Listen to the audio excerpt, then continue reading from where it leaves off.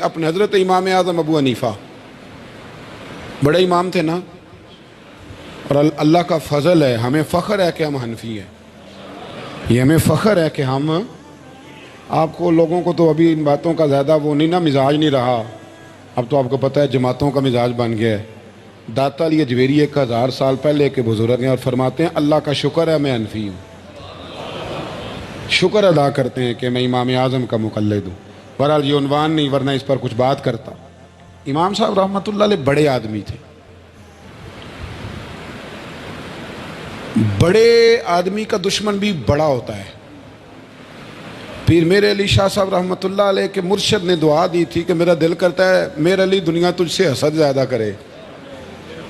آپ فرمانے لگے حضور یہ کیا دعا ہوئی؟ فرمانے لگے درخت کو پھل زیادہ لگے گا تو پھر ہی کوئی حسد کرے گا، کنگال آدمی سے کسی نے کیا حسد کرنا ہے؟ اس لیے دعا کر رہا ہوں کہ زیادہ حسد ہو تیرا، اللہ تجھے نعمتیں زیادہ عطا کرے۔ تو امام صاحب کے حاسد بھی بہت زیادہ تھے، جلنے والے، تکلیف دینے والے، حسد کرنے والے بڑے تھے۔ اور یہ جو مخالف ہوتا ہے نا، جب مخالفت کرتا ہے تو کئی دفعہ کمینگی پہ اتر آتا ہے، چھوٹی حرکتیں کرتا ہے۔ ہم نے دیکھا ہے حاسد بندے چھوٹی حرکتیں کرتے ہیں، ذاتیات پہ اترتے ہیں، کچی باتیں۔ آپ ناراض نہ ہونا، میں کئی دفعہ سخت بات کیا کرتا ہوں، یہ ہمارے ہاں الیکشن ہوتے ہیں نا، تو جو چھوٹے لوگ ہوتے ہیں نا وہ معاذ اللہ اپنے مخالف کی بہو بیٹی کی بات بھی کرتے ہیں۔ یہ کمینگی ہے انسان کے باطن کی۔ ایک چھوٹے سے الیکشن کے لیے آپ ذاتیات پہ اتر آئیں گے؟ ساری زندگی میرے رسول کریم علیہ الصلوۃ والسلام نے ابو جہل کو، ابو لہب کو، عتبہ عتیبہ شیبہ کو دین کی دعوت دی۔ وہ شرابی تھے، غاصب تھے، ڈاکو تھے، چور تھے، لیکن حضور نے کبھی ان کی کمزوریاں بیان نہیں فرمائی۔ یہ تو چھوٹے لوگ ڈسکس کرتے ہیں اس قسم کی بات، کان سے کان لگا کے کہنا تمہیں پتہ ہے وہاں کیا ہوا ہے، اور چھوڑ یار کیسی بات کرتا ہے۔ بڑے آدمی بھی کبھی ایسے کرتے ہیں۔ بہت چھوٹے لوگ ہوتے ہیں جو سازش رچتے ہیں، جو ظلم۔ امام اعظم کے خلاف سازش رچی گئی۔ امام صاحب رحمۃ اللہ تعالیٰ علیہ کے پاس ایک بی بی دوڑی، حضور مسئلہ پوچھنا، مسئلہ پوچھنا۔ آپ عورتوں سے ملا نہیں کرتے تھے، میں نے سوال کرنا ہے جی، جلدی جلدی سے اندر آ گئی۔ عورت جیسے ہی اندر داخل ہوئی باہر شور ہو گیا، امام صاحب کے پاس عورت ہے، اس نے بھی شور کر دیا کہ معاذ اللہ ثم معاذ اللہ، دست درازی کیا امام اعظم نے۔ لوگ امام صاحب سے کہنے لگے، اب پراپوگنڈا ہو گیا، سارے شہر میں بات پھیل گئی، حضور آپ جواب دیں، آپ بھی کو بات کریں۔ فرمانے لگے کیا جواب دوں؟ بی بی اکیلا تھا، میں اندر آئی ہے، باہر شور ہوا ہے، عورت کہہ رہی ہے میں اکیلا تھا، میں جواب دوں بھی تو میری گواہی کون دے گا؟ میرے ساتھ کھڑا کون ہوگا؟ اس وقت کون ہے جو اٹھ کے کہے گا کہ نہیں نہیں ایسی بات کوئی نہیں؟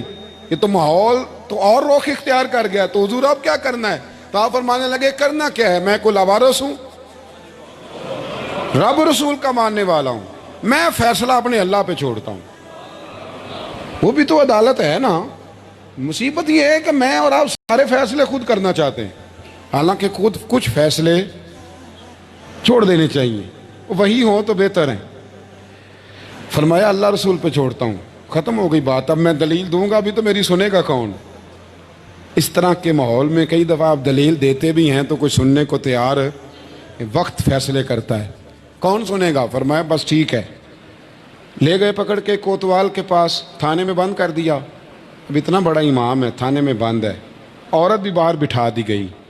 امام صاحب نے اس سے کوئی ڈسکس نہیں کی۔ جب اندر تشریف لے گئے، سپاہی 2-3 کھڑے تھے۔ امام صاحب، او ہو، رب کریم کے بندوں کا وہی طریقہ۔ امام صاحب نے وضو کے لیے پانی مانگا، اور پھر امام اعظم نے نفلوں کی نیت باندھی، اور 2 رکعتیں پڑھ کے کہنے لگے مالک عزتیں بھی تیرے پاس ہیں، ذلتیں بھی تیرے پاس ہیں، تو جس حال میں ابو حنیفہ کو رکھے گا مجھے شکوہ کوئی نہیں، میں تیری رضا پہ راضی ہوں، جیسے تو چاہے، میں راضی ہوں تیری رضا پہ۔ امام صاحب دعا مانگ رہے تھے تو آنسو ہاتھوں پہ گر رہے تھے۔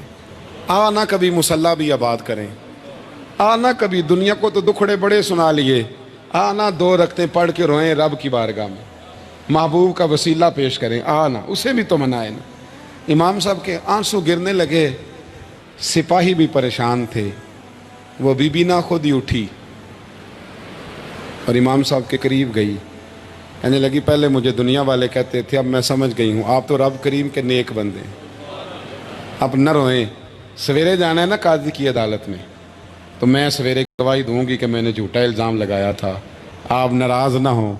इमाम साहब फरमाने लगे इससे नहीं बात बनेगी, अगर तूने कुछ करना है तो जो मैं कहता हूँ वो कर। इमाम आज़म थे ना, जो मैं कहता हूँ वो कर। उसने कहा जी वो क्या? आप फरमाने लगे अब तेरी गवाही से भी बात और हो जाएगी, इसको कह लिया है, इसको मना लिया है, इसकी मिन्नत कर ली है, इसको रिश्वत दे ली है, हालात का तकादा अब और है, अब इसका जवाब भी कुछ और ही है। बापर्दा औरत थी, बुरके में लिपटी हुई, उसको घर भेज दिया। वो कोतवाल से कहने लगी मैं बीमार हूँ, मुझे छुट्टी दे दो, सवेरे आ जाऊंगी। मुद्दई मुकदमा तो मैं हूँ, अब मुद्दई को थोड़ी कोई बांध के रखेगा। खातून घर चली गई। सुबह काजी की अदालत में मुकदमा लगा। इमाम साहब रहमतुल्लाह अलैह कटहरे में खड़े हैं। यार बड़ा मुश्किल होता है मुअज़्ज़ज़ आदमी का कटहरे में खड़ा होना, लेकिन मखलूक तो फनकार है इस दर्जा के पल भर में। ये संगे दरे काबा से भी असनाम तराशे, तुम कौन हो क्या चीज़ है दागे कबाबी, लोगों ने तो मरियम पे भी इल्ज़ाम तराशे। ये नहीं ना बात आते लोग, फिर मर्जी है ना होना, कटहरे में खड़ा होना पड़ ही जाता है। कटहरे में खड़े हैं इमाम आज़म, तो काजी पूछता है अब की बड़ी कदर है, बड़ी अहमियत है, तो आप इस औरत के बारे में क्या कहते हैं? तो इमाम साहब फरमाने लगे ये जो कह रही है इससे पूछ लें। तो खुद खातून कहने लगी मेरा इमाम साहब से ताल्लुक़ है। आप फरमाने लगे ठीक कहती है। सारी भरी अदालत सब लोग हैरान, हजरत ताल्लुक़ है? फरमाया हाँ। किस तरह? फरमाने लगे मेरी बीवी है, ज़ौजा मेरी अहलिया है। जनाब किस तरह? फरमाया मोहल्ले की बीबियां बुला लो, इसके अब्बा को बुला लो, चेहरा दिखा लो। वो सारे लोग जमा हो गए, चेहरा खोल के देखा तो इमाम साहब की ज़ौजा थी। इमाम साहब ने उस खातून को कह के भेजा था कि यही बुरका मेरी बीवी को दे के सवेरे भेज देना, यही वाला बुरका जो तूने पहना है, अब घर जा और मेरी अहलिया को ये बुरका दे के भेज देना। वो बुरका दे के उसने भेज दिया। जब इमाम साहब रहमतुल्लाह अलैह की अहलिया साबित हो गई कि ये तो इमाम साहब की अहलिया हैं जो खड़ी हैं, अब वो जो साजिश रचने वाले थे वो दाएं बाएं देख रहे थे। तो इमाम साहब ने एक बात की जो बड़ी शानदार है।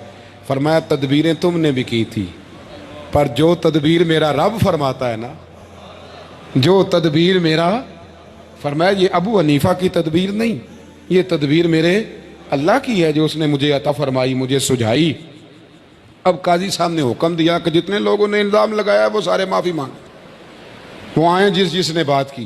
भाई वक्त को देखें, फैसले अल्लाह के हवाले करें। हम लोगों ने झगड़े कर करके, दलाइल दे दे के, बहस कर करके मामलात को इतना उलझा लिया है। आप यकीन करें एक एक ख़ानदान की 15-15 मीटिंगें और पंचायतें हो जाती हैं, पर रिज़ल्ट सिफर है। वो जी वो फलां चौधरी साहब उसके साथ मिल गए थे, फलां आदमी उधर चला गया था। आप थोड़ा वक्त